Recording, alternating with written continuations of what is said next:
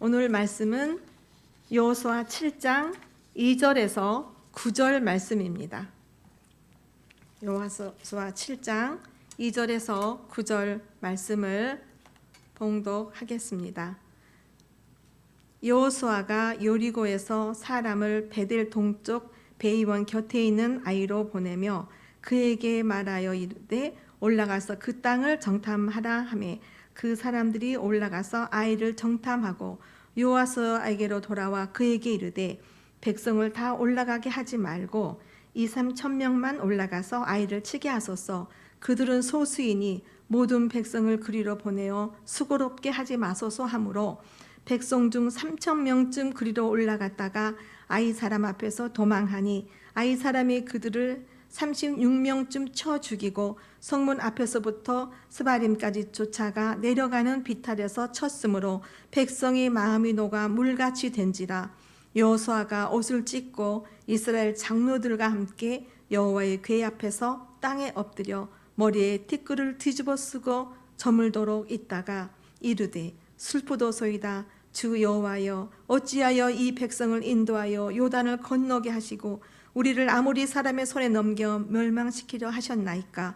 우리가 요단 저쪽을 만족하게 여겨 거주하였다면 좋을 뻔하였나이다. 주여 이스라엘이 그의 온수들 앞에서 돌아섰으니 내가 무슨 말을 하오리이까. 가나안 사람과 이 땅의 모든 사람들이 듣고 우리를 둘러싸고 우리 이름을 세상에서 끊으리니 주의 크신 이름을 위하여 어떻게 하시려 하나이까 하니. 아멘.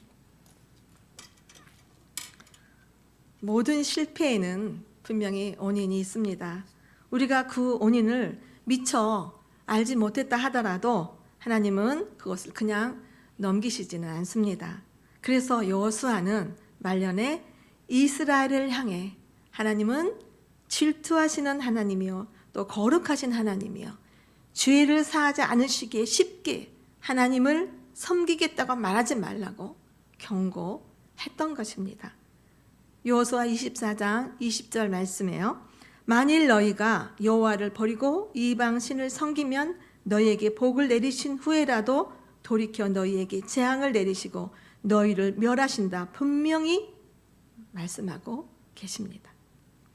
본문이 우리에게 알려주는 정보를 읽은 우리들과는 달리 이야기 안의 인물들은 이스라엘의 범죄와 여호와의 진노에 대해서 모르는 상태에서 이제 아이성 정탐을 시작한 겁니다.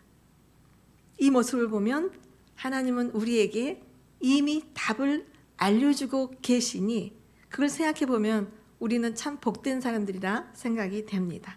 그리고 이제 여호수아는 아주 희망적인 보고를 듣습니다. 그 말씀이 2절, 3절 말씀입니다.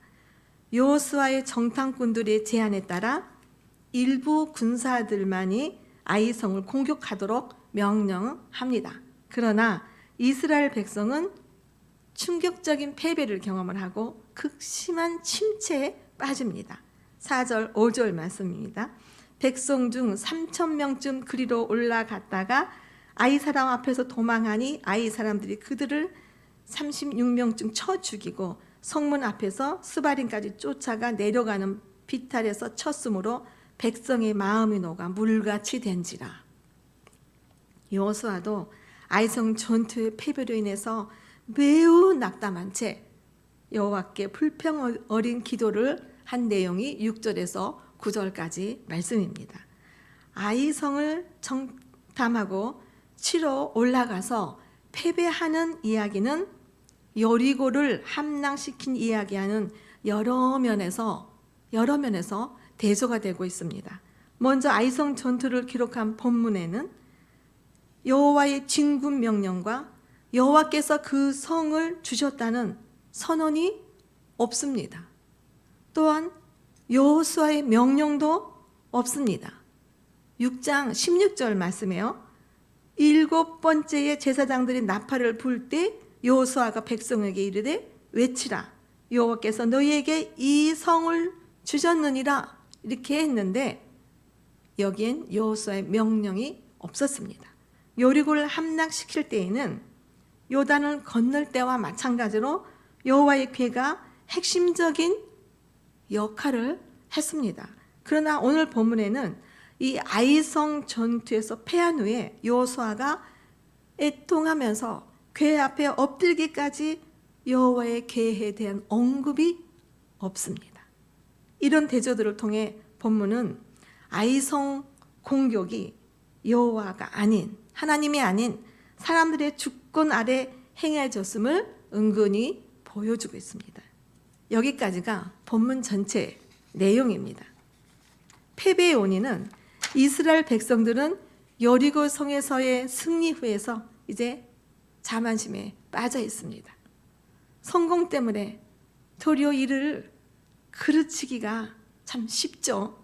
그 일을 감당하고 나서 도리어 작은 일에는 실패하는 경우, 이거는 교만 때문입니다. 여호수아서 6장 마지막 절에 여호와께서 여호수아와 함께 하시니 여호수아의 명성이 그 온 땅에 퍼지니라. 이렇게 이스라엘 백성들은 전성기를 누린 바로 직후 패전의 수렁으로 굴러 떨어졌던 것이에요. 이것은 우리가 축복을 경험했을 때, 능력을 경험했을 때, 은혜를 경험했을 때, 내가 발전할 때, 우리가 영적인 만족을 경험하고 있을 때, 그 순간이 우리의 삶에 있어서 가장 무서운 위기가 될 수 있다는 사실을 말씀하고 있습니다. 앉아있을 때 우리는 다시 일어서고 싶어 합니다. 그러나 사실상 서 있는 순간이 가장 어렵고 무서운 위기가 될 수도 있다는 말씀입니다. 그래서 성경은 말씀합니다. 고린도전서 10장 12절 말씀이에요. 그런즉 선줄로 생각하는 자는 넘어질까 조심하라. 이스라엘 백성들은 아이성을 공격하기 전에 일단 정탐꾼을 아이성에 파송을 합니다.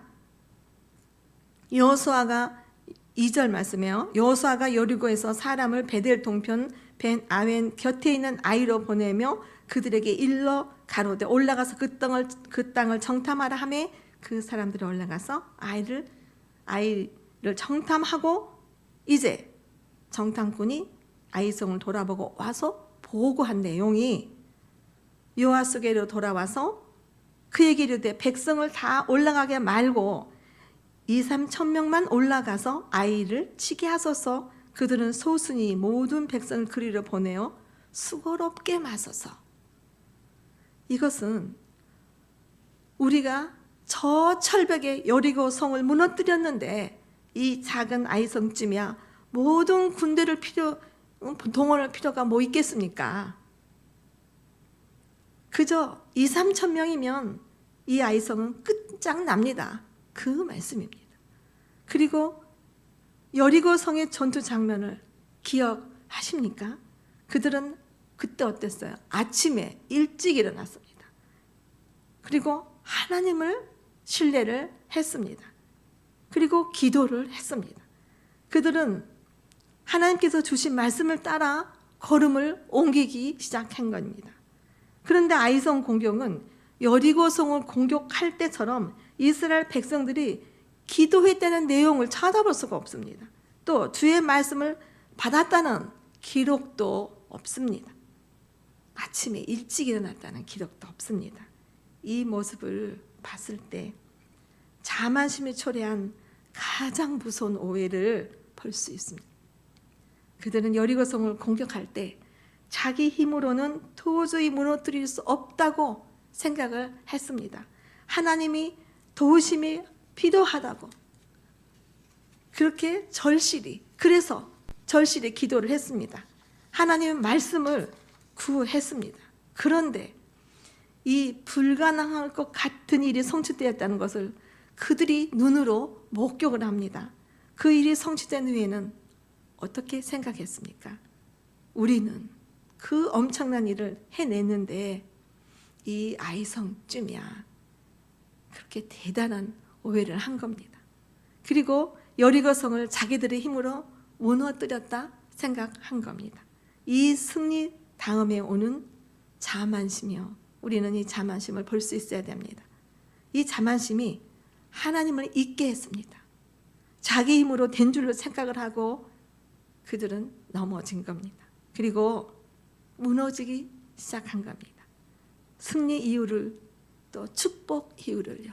우리가 기도했을 때 그 응답 이유를 나를 둘러싼 모든 상황이 내 마음대로 되었을 때 그때가 내 삶의 가장 무서운 이유가 될 수 있다는 사실에 더욱 초점을 우리는 하나님께 맞춰야 된다는 겁니다. 또 그들은 공동체 의식이 없었습니다. 6장 18절 19절 보면요, 하나님은 여호수아를 통해서 분명한 경고의 말씀을 먼저 주셨습니다. 그리고 여리고 성을 정탐하고 그 성을 무너뜨린 후에 여리고 성에서 얻은 모든 전리품, 그것은 아무도 손대지 말 것을, 그 모든 것은 하나님 앞에 구별되어 바쳐질 것을 주께서 명확하고 분명하게 말씀하셨습니다. 그런데 여기 아간이라는 단 한 사람의 욕심을 품기 시작을 합니다. 금과 은을 보자 탐심이 가득한 눈이 빛나기 시작한 겁니다. 그래서 손대지 말아야 할 하나님께 바쳐진 물건들을 자기 것으로 도둑질을 했습니다. 이것은 사적으로 은밀하게 아무도 보지 않는 데서 홀로 행한 일이었습니다. 그런데 그 결과가 엄청났습니다. 그 한 사람을 인하여 이스라엘 민족 전체가 패배를 했던 것입니다. 만약 아간이 오늘의 자신의 행동이 자기가 속해 있는 공동체에 어떤 영향을 끼칠 것인가를 생각했더라면 결과는 달라졌을 게 분명하죠.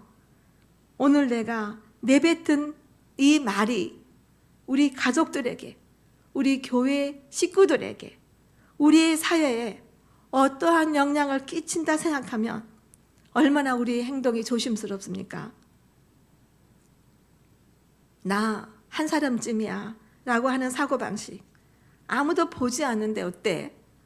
그런 사고방식, 나 혼자 은밀하게 취한 행동은 절대 혼자만의 행동으로 끝나지 않습니다.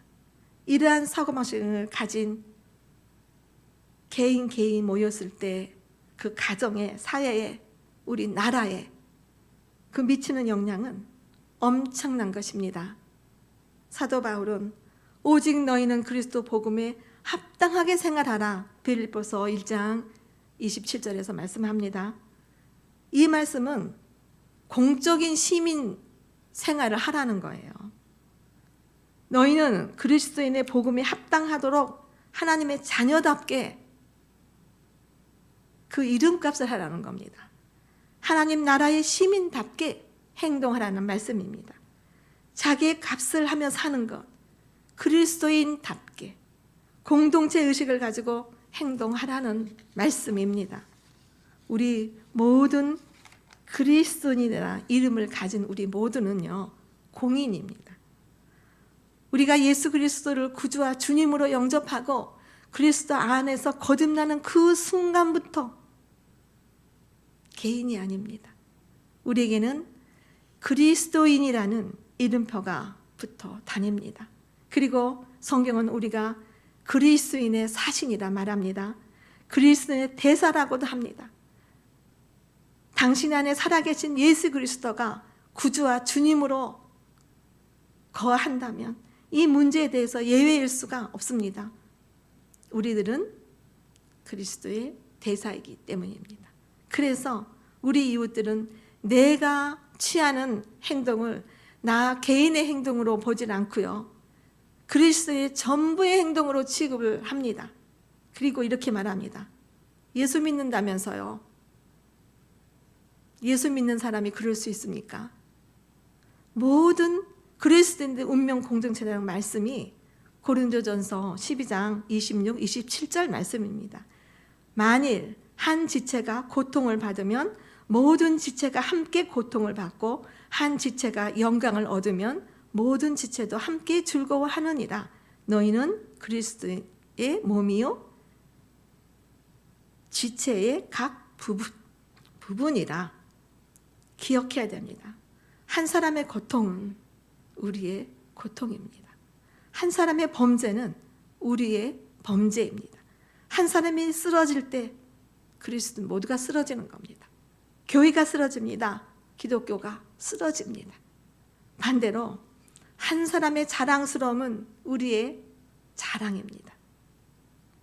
우리 모두를 위해 힘을 내야 됩니다. 그리스도인의 가족의 한 부분이며 하나님의 공동체의 한 부분입니다.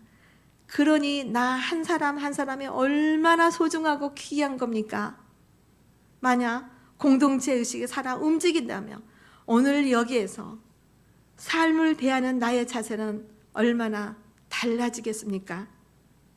아간도 자기 한 사람의 욕심을 차리기 전에 공동체를 생각을 했다면 이스라엘의 역사가 달라졌을 것입니다.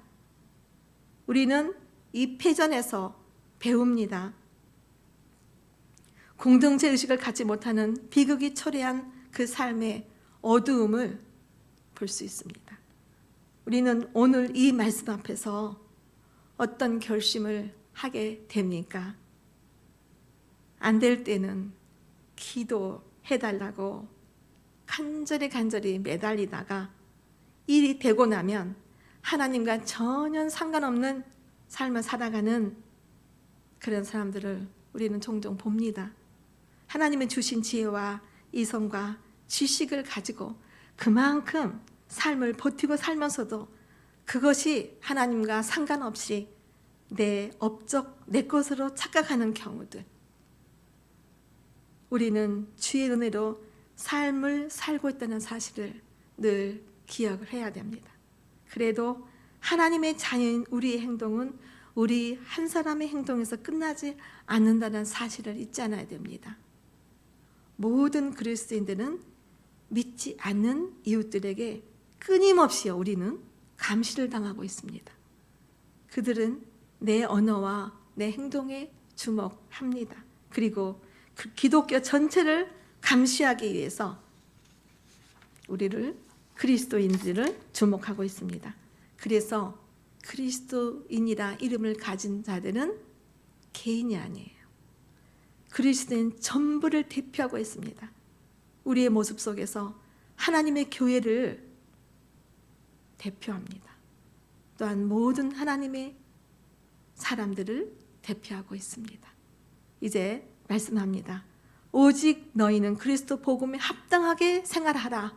빌립보서 1장 말씀처럼요. 우리가 잘못된 의식에서 내가 뿌려놓은 그 시에서 내가 거둔 삶에서 내가 고민하고 헝클어진 갈등과 좌절을 경험하고 있다면 이 말씀의 거울에 비춰보면서 다시 내 삶이 하나님의 축복 때문인 것을 인정해보며 나는 하나님의 자녀로서 내 삶과 내 언어에 책임을 지고 살아야 함을 다짐해 봅니다. 오늘도 주님과 함께 승리하는 기쁨의 하루가 되시길 바랍니다. 기도하겠습니다. 하나님, 교만과 불순종으로 인해 실패할 때 깨닫게 하시고 더욱더 하나님을 가까이 있는 신앙을 하게 하여 주옵소서. 하나님께 기도할 때 우리가 놓치고 있었던 실패의 이유를 깨닫게 하시는 하나님임을 믿습니다. 말씀과 기도를 통해 또 깨달음을 알게 하여 주시어 겸손히 하나님께 묻는 지혜로운 하나님의 사람들이 되게 하여 주옵소서. 하나님, 우리의 연약한 모습 그대로 하나님만 찾게 하여 주옵소서. 오늘도 구원의 삶을 살아내기를 원합니다. 날 구원하신 예수님의 이름으로 기도합니다. 아멘. 주기도문으로 예배 마치겠습니다. 하늘에 계신 우리 아버지, 아버지의 이름을 거룩하게 하시며 아버지의 나라가 오게 하시며 아버지의 뜻이 하늘에서와 같이 땅에서도 이루어지게 하소서. 오늘 우리에게 일용할 양식을 주시고 우리가 우리에게 잘못한 사람을 용서하여 준 것 같이 우리 죄를 용서하여 주시고 우리를 시험에 빠지지 않게 하시고 악에서 구하소서. 나라와 권능과 영광이 영원히 아버지의 것입니다. 아멘.